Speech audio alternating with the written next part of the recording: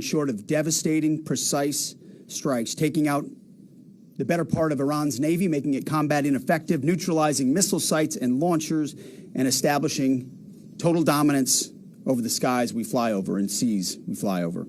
Our forces are executing with unmatched skill, and the mission is advancing decisively. This is the kind of no-nonsense, results-driven warfighting that America demands. And you're delivering it in spades. You are the man for this moment. Admiral Cooper, on behalf of the President, the Department of War, and every American watching, I want to thank you for the outstanding job you and CENTCOM are doing. Keep pressing the fight, and we are with you all the way. A few thoughts before I hand it over to the Admiral for an update. Iran is hoping that we cannot sustain this, which is a really bad miscalculation for the IRGC in Iran. You see, there's no shortage of American will here. We remember and honor our fallen, those 6 that we will soon welcome at Dover, who gave everything for their country in this mission. We remember them. But we remember them by rededicating ourselves even more fervently to this mission.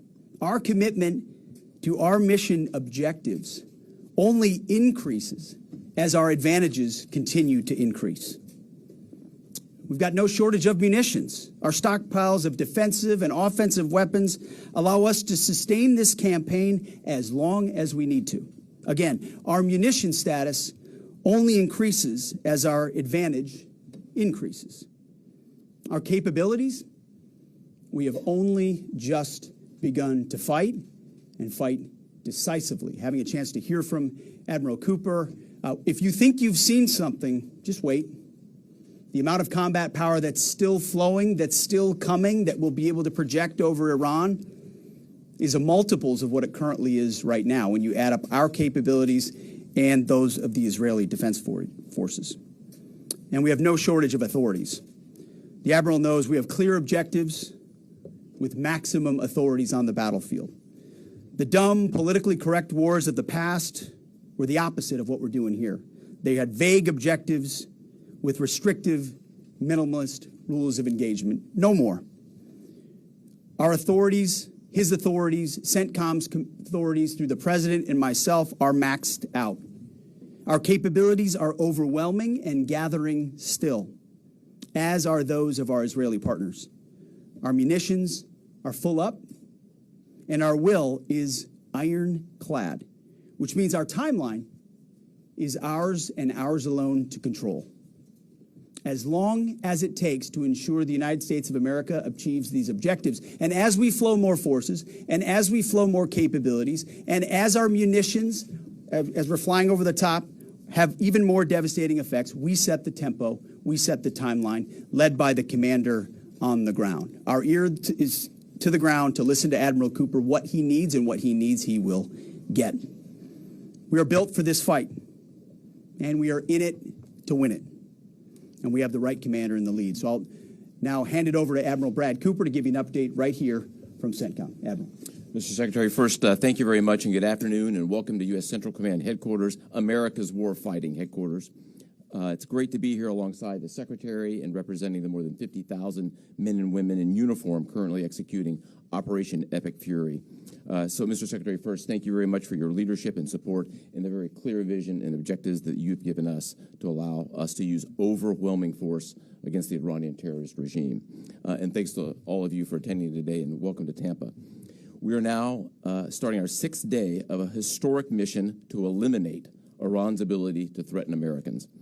We are, if I could channel my inner Navy officer, we are at full speed ahead in executing orders given by leadership in Washington. The President and Secretary Heggseth have been crystal clear in their expectations, and we are at a high level of execution. As described by the Secretary and earlier this week by me, U.S. combat power is building as Iranian combat power declines. Our air dominance allows us to hit Iran's center of gravity with overwhelming power and reach. A couple of examples.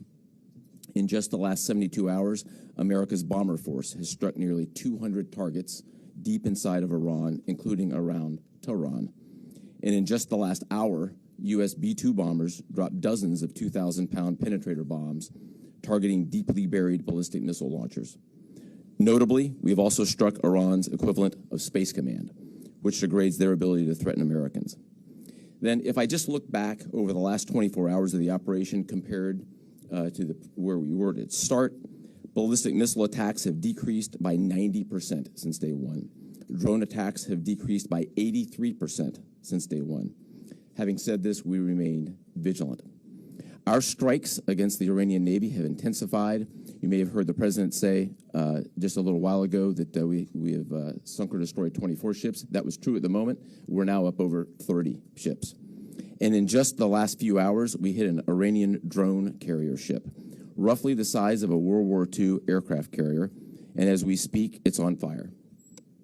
The president gave us another task, to raise or level Iran's ballistic missile industrial base. So we're not just hitting what they have, we're destroying their ability to rebuild. And so as we transition to the next phase of this operation, we will systemically dismantle Iran's missile production capability for the future, and that's absolutely in progress. This is going to take some time, but our forces are well supplied, as the Secretary said, and we are absolutely ready to prosecute this mission decisively. Our combined joint forces have relentlessly destroyed Iran's air defenses over the past few days, and they've continued hunting for more systems to kill. Our air defenders are operating at the very top of their game. I couldn't be prouder, shoulder to shoulder with our partners in the region in many cases, providing the most integrated air defense network in Middle East history. We are fighting to win. Through combined U.S. and Israeli combat power, we will continue decimating Iran's ability to project power outside its borders. And if I can just conclude by saying a strong salute to the brave men and women who are out on the pointy edge of this, really doing exceptional work. I just couldn't be prouder, and I know the American people share in that same pride. So thank you very much. Absolutely. And with that, we'll take a few questions. Yeah, right here. Sir, appreciate it. Admiral, I wanted to ask, or Mr. Secretary, the Ukrainian president said today that the U.S. has asked for specific capabilities to deal with Shahed drones, Iranian drones. Can you guys talk about what you asked for, and has there been any surprises from Iranian capabilities that you guys have seen in the past 6 days? Go ahead. We're very familiar with Iranian's capabilities, and as you might imagine, we planned for it right from the outset, and I feel good about what the plan was. Like any good organization, we adjust as necessary to meet the environment, and we've made those appropriate adjustments. Absolutely. Right here. Thanks, Secretary Heggseth. I had two for both of you. One, was an American pilot shot down today in Iraq? And two, I've heard reports that there's enriched uranium stored in Isfahan. Also heard reports that there's not a lot of bombing there. Is that on purpose? Do we believe there's enriched uranium there? And would we ever send special forces to secure it? As CENTCOM pointed out, that those reports of an F-15 being shot down are false. As you can imagine, Iran is doing everything it can to peddle in lies, deception, and inflation of numbers in reality, mostly to propagandize to their own people, right? They've shut down the internet. They're hoping they can convince their own population that they're having success. One thing one of their leaders said recently is that 500 Americans have been killed, they claim.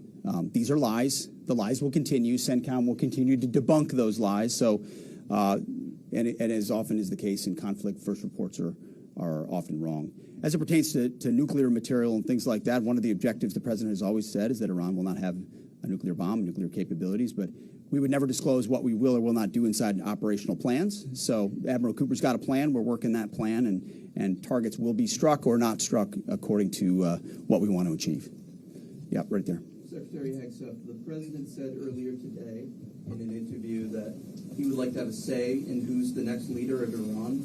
Is this an expansion of your military objective? Do you view it that way? And additionally, you spoke earlier today about how previous leaders have drawn resources from our hemisphere to the Middle East. Mm-hmm. How do you avoid that?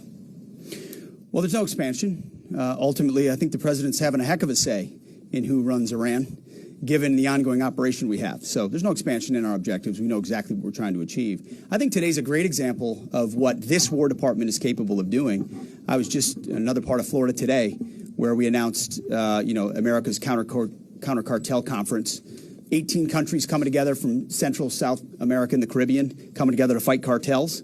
That is something that is ongoing. We're focused there. We're focused in the Indo-Pacific. We can mass combat power In CENTCOM, EUCOM is able to support that as well. So we know we're laser focused on our hemisphere and our homeland. And that's why we locked down the border. That's why we're working with partners to take on cartels. That's why we're sinking drug boats. That's why we're on the offense there. But the beautiful things about combatant commands is that, you know, Brad Cooper's laser focused on Central Command, just like Frank Donovan is laser focused on Southern Command.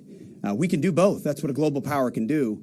Ultimately, this issue of Iran's nuclear pursuit and their unwillingness through negotiations to stop it was something President Trump has said for a long time needs to be dealt with. And after 47 years, he's doing something that no other president was willing to do.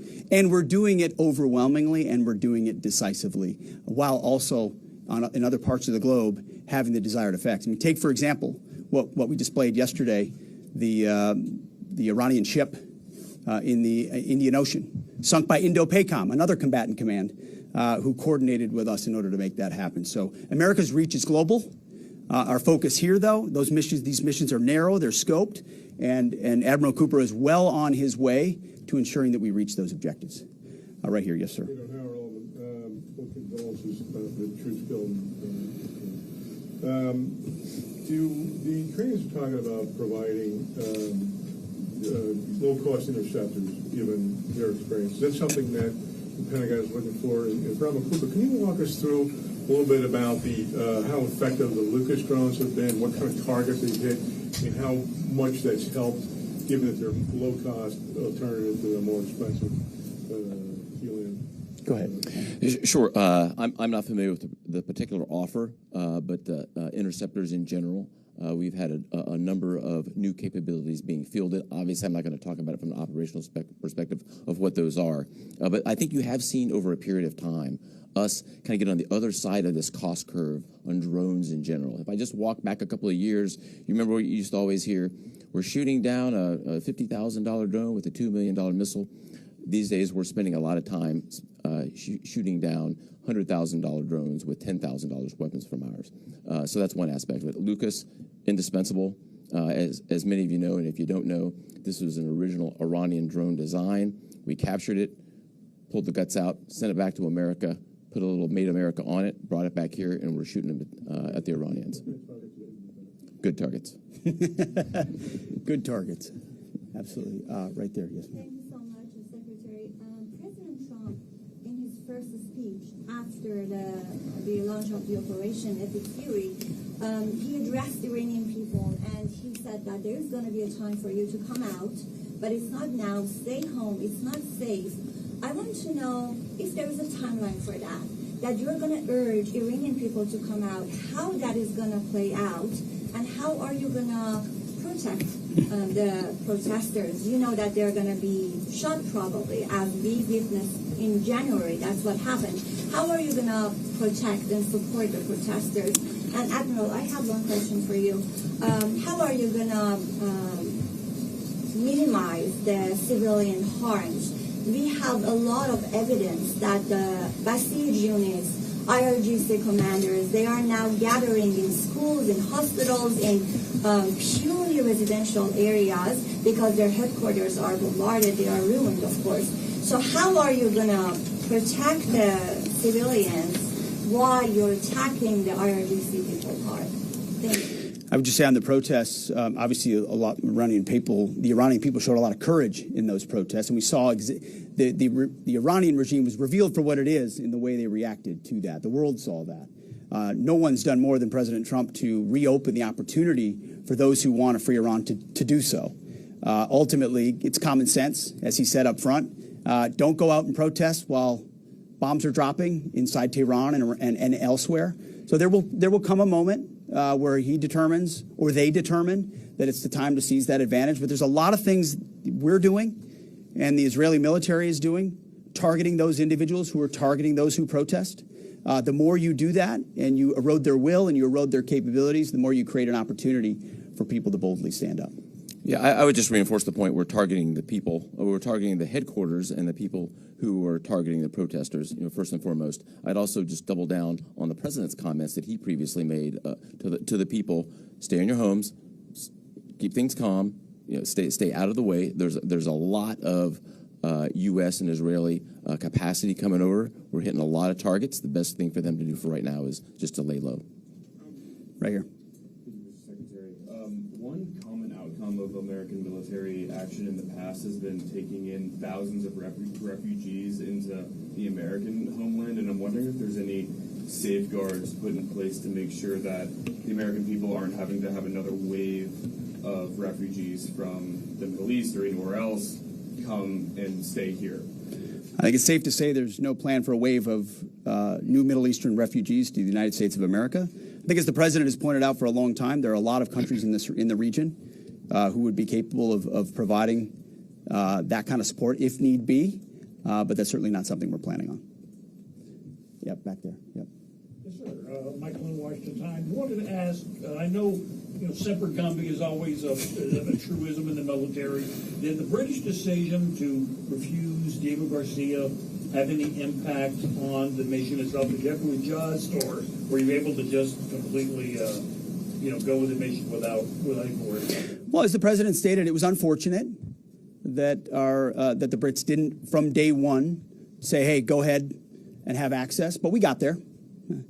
We got there, and that's now part of the way that we're operationalizing bomber runs. And as part of when we say more to come, it's more fighter squadrons, it's more capabilities, it's more defensive capabilities, and it's more bomber pulses more frequently. The amount of firepower over Iran and over Tehran is about to surge dramatically. And part of it is that we're going to have even more basing. And it's not just the UK. We've had other friends step up, and we're grateful for that. Maybe one more right here. Yeah, the Azeri president earlier today basically authorized his Minister of Defense to begin preparing troops for some type of retaliatory action after the airport strike. As the Department of War and CENTCOM is working on deconflicting with the Azeri if they were to move in or attempt something in retaliation. I'm sure there are plans, and I'll let the Admiral speak to that. But that does allow me to kind of address this idea that the war might be expanding, or there's chaos, and nothing could be further from the truth. If anything, what Iran is doing by targeting allied countries that would otherwise want to stay out of this, they've actually pulled them into the American orbit. So now you've got UAE and Qatar and Bahrain and Saudi and Kuwait and others saying, "Hey, we're with you. We'll shoot with you. We'll fly with you. We'll defend with you.